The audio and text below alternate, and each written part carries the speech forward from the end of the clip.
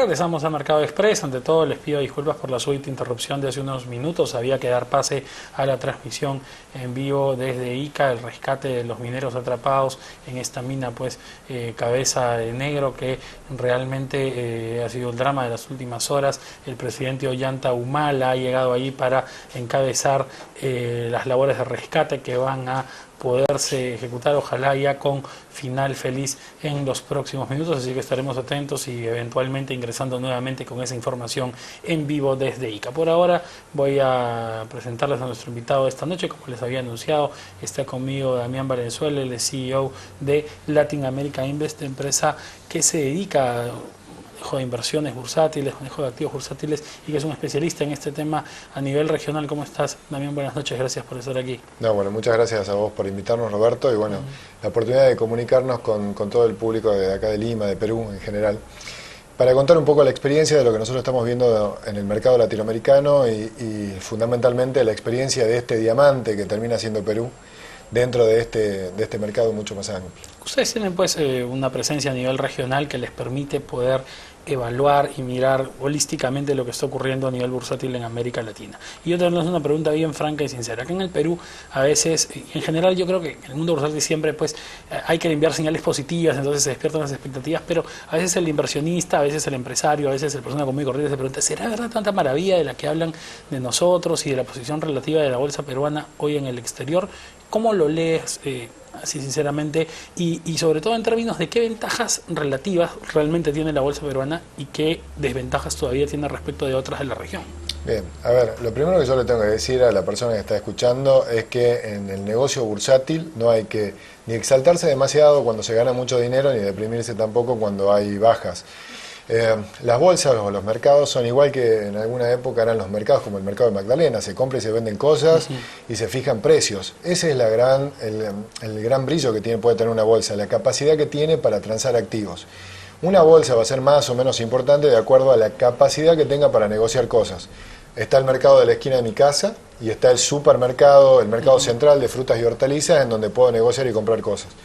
La bolsa peruana lo que ha tenido, o más que la bolsa peruana, lo que han tenido son los activos peruanos, las empresas peruanas, han sido un movimiento de precios muy agresivos, fundamentalmente porque Perú se puso de moda en la última década, fruto de transparencia económica, fruto de leyes que fomentaban los procesos de inversión, y eso en un marco de un gran hermano que es Brasil, que ha crecido enormemente en toda esta última década, ha traccionado al resto de las economías de Latinoamérica.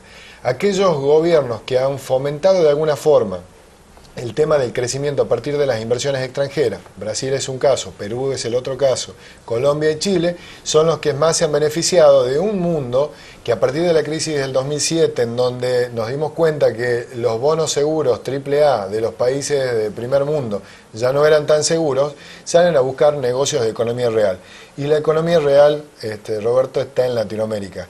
Sí. ¿Por qué digo que está en Latinoamérica? Porque también está en África, también está en India, también está en China, pero la realidad es que América Latina tiene fundamentalmente una economía basada en commodities, tiene estos productos primarios y fundamentalmente tiene una gran capacidad para crecer en el mediano y largo plazo a partir de estas estructuras. Tenemos por el lado de los minerales y tenemos por el lado fundamental de los alimentos y todo lo que implican las energías derivadas. A partir de eso es América Latina la que está de moda y hay dos joyitas de la corona que son las que más han mostrado su perfil de crecimiento, Brasil y Perú, acompañados por Colombia y por Chile, y el resto que de alguna forma acompañó, que ha mostrado buenos números, obviamente cada uno con su coyuntura política y económica y también con su escala. El país que más ha crecido en el último año ha sido Paraguay. Nosotros tenemos presencia en Paraguay, por eso analizamos mucho la economía, ha sido un crecimiento espectacular.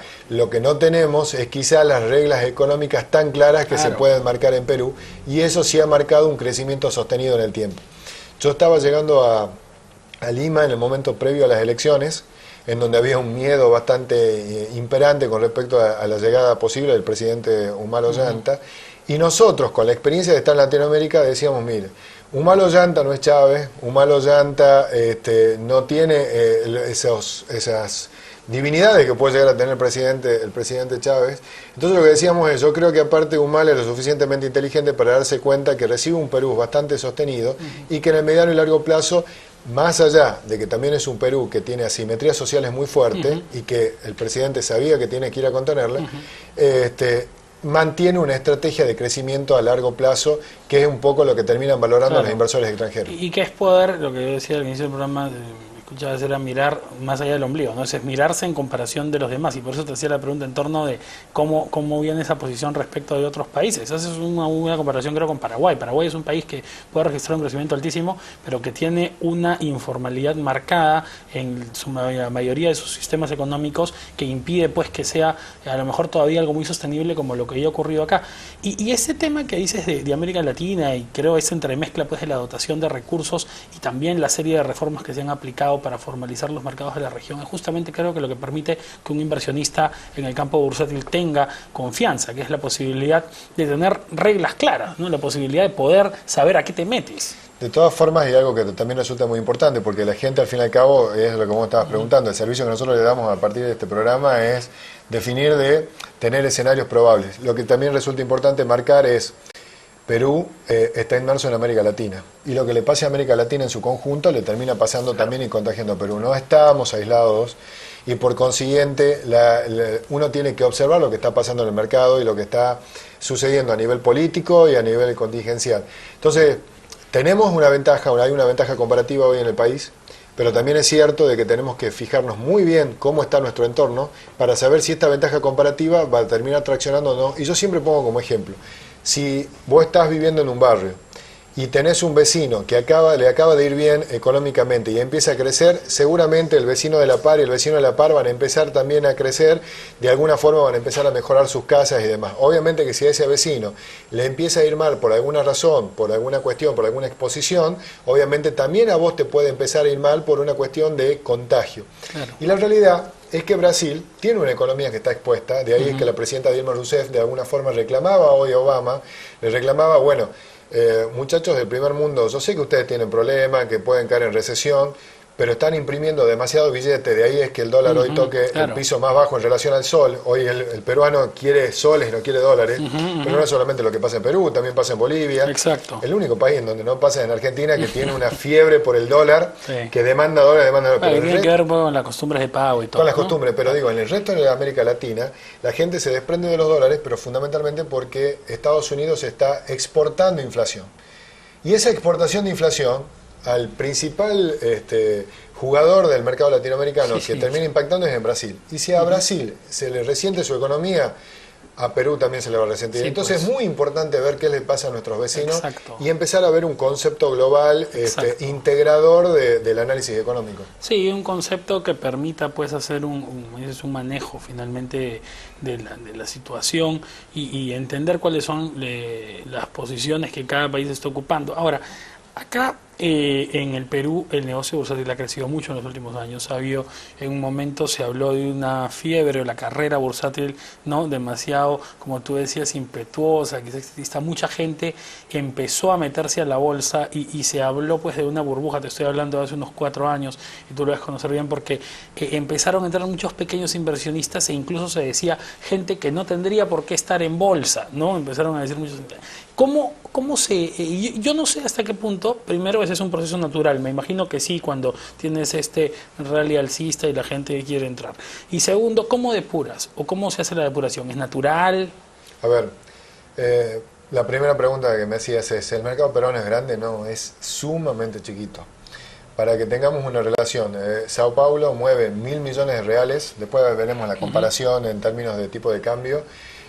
Lima mueve, estoy hablando del mercado de acciones nada más, Lima está moviendo entre 60 a 70 millones de dólares.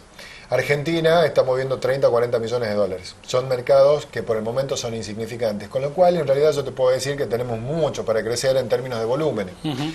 Lo que sí hubo fue un rally alcista en el término de los precios. O sea, si yo veo que, por ejemplo, Cementera Pacasmayo ha crecido un 74% en el último tiempo en el valor de su precio, fundamentalmente porque ha salido a cotizar en Nueva York y por consiguiente se ha vuelto un activo muy atractivo para los inversores, puedo estar hablando de una burbuja en términos de precio, pero no una burbuja en términos de volumen.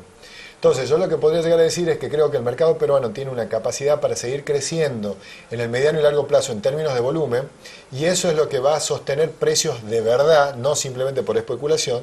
Sí puedo entender de que va a haber alta especulación, pero no solamente por una cuestión de Perú, sino por una cuestión del mundo, que anda buscando o necesitando cosas para comprar y para vender, y encuentra en los activos peruanos perlas de la corona o joyas de la corona, y donde puede haber alguna que otra empresa sobrevaluada.